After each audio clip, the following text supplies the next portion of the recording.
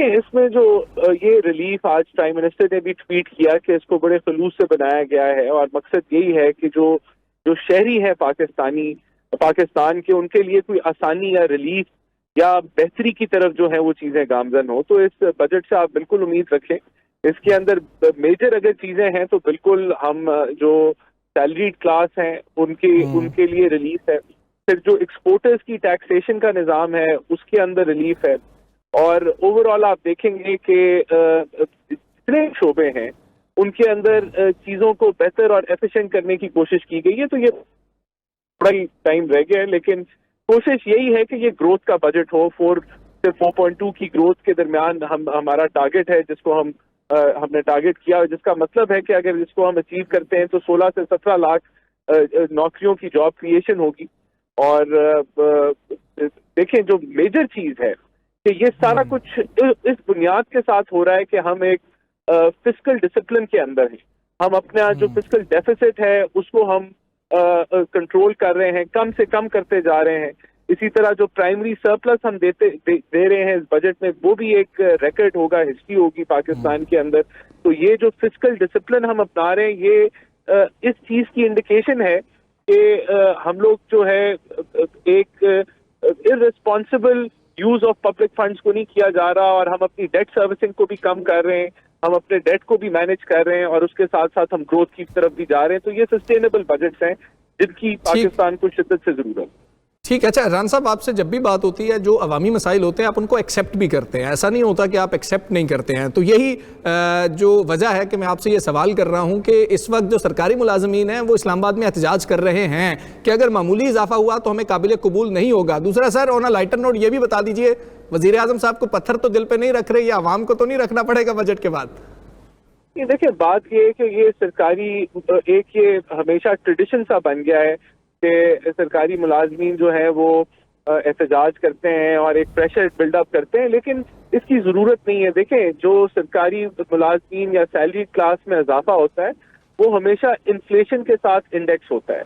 जब इन्फ्लेशन 25-26% पे थी तो आपने देखा कि 25% का भी इजाफा दिया गया सैलरीज के अंदर, के वो इन्फ्लेशन के मुताबिक उनके की इनकम्स एडजस्ट हो जाए। तो अभी भी जो इजाफा होगा वो इन्फ्लेशन के साथ ही इंडेक्स होगा, तो उसके मुताबिक होगा। तो मेरे ख्याल से उससे बियॉन्ड अगर आप एहतजाज करें तो वो फिर आप सिर्फ एक प्रेशर क्रिएट करते हैं और मुल्क के अंदर एक जो है कंफ्यूजन फैलाने की कोशिश करते हैं। तो उसकी जरूरत नहीं है, मैं समझता हूँ।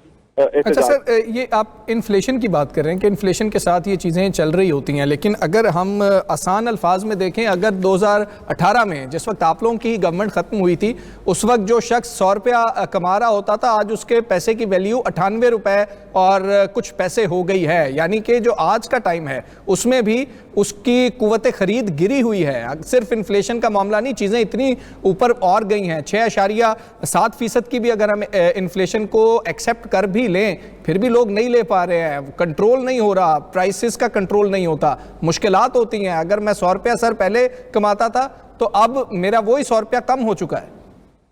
देखिए, आप बिल्कुल दुरुस्त किसी हद तक फरमा रहे हैं, लेकिन आप अगर ये देखें कि ओवरऑल जो इन्फ्लेशन है उसको तो जो 38% पे चंद साल पहले पहुंच गई थी महाना इन्फ्लेशन, उसको आप ईयर ऑन ईयर तो आप कहाँ से सिंगल डिजिट पे लेके आए, और अभी ईरान की जंग की वजह से वो दोबारा 10% के ऊपर ही है। लेकिन इंशाल्लाह मूविंग फॉरवर्ड हमारा टारगेट 8.5% पे है इन्फ्लेशन को लाने का। परचेजिंग पावर जो है वो उसमें मैं एग्री करूंगा कि एक प्रेशर बिल्डअप हुआ है, लेकिन उसका तोड़ सिर्फ ग्रोथ ही, और ग्रोथ वो जो सस्टेनेबल हो। तो हम उससे जा रहे हैं। देखें, सैलरीज बढ़ाने में कंस्ट्रेंट्स भी होते हैं। गवर्नमेंट अगर मैं गवर्नमेंट की मुलाजमीन की सैलरीज की बात करूं तो गवर्नमेंट ने एक बजट भी उसको भी मैनेज करना होता है, और सैलरी उसका सबसे बड़ा कंपोनेंट होता है। तो सारी चीजों को बैलेंस करते हुए जो बेहतरीन हल निकलेगा वो आप। अच्छा सर, आज आप वैसे बिजी होंगे, लेकिन चूंकि मेरे साथ पैनल में कुछ सनतकार मौजूद हैं, मैं आपसे सिर्फ ये पूछना चाहूंगा, एक्सपोर्ट के लिए, सनतकारों के लिए गवर्नमेंट क्या करने जा रही है? एक्सपोर्ट हमारी नेगेटिव में रही है सर। नहीं, देखिए, एक्सपोर्ट नेगेटिव में रहने की मेजर वजह आपकी जो है वो राइस की प्राइसिंग है। इसमें 2 साल पहले पाकिस्तान रिकॉर्ड राइस एक्सपोर्ट किया था, और इस साल जो है वो पिछले 1.5 साल से इंडिया मार्केट में वापस आया है, जिसकी वजह से एक तो उसने अपनी जगह वापस ली है, राइस की प्राइसिंग है वो नीचे गिरी है, तो जिसका इम्पैक्ट आप देख रहे हैं। लेकिन अगर टेक्सटाइल की एक्सपोर्ट देखें तो उसमें जो है वो ईयर ऑन ईयर इजाफा है। और इसके अलावा अफगानिस्तान के क्लोजर से एक हिट पड़ा है। तो ये वो सारे फैक्टर्स हैं जिसकी वजह से एक स्टैग्नेशन, लेकिन एक्सपोर्टर्स के लिए जिस तरह हम लोग जो टैक्स रेट है एक्सपोर्टर्स का, जो इनको 1+% टर्नओवर देना पड़ता है, उसमें रिलीफ आएगा। एक्सपोर्टर्स की ऑलरेडी जो लिक्विडिटी के इश्यूज थे, जो इनको चीप फाइनेंसिंग मिलती थी एक्सपोर्ट फाइनेंस स्कीम के तहत, उसके अंदर ऑलरेडी चंद महीने पहले ही गुंजाइश निकाल दी गई थी, उस रेट की कमी भी की गई।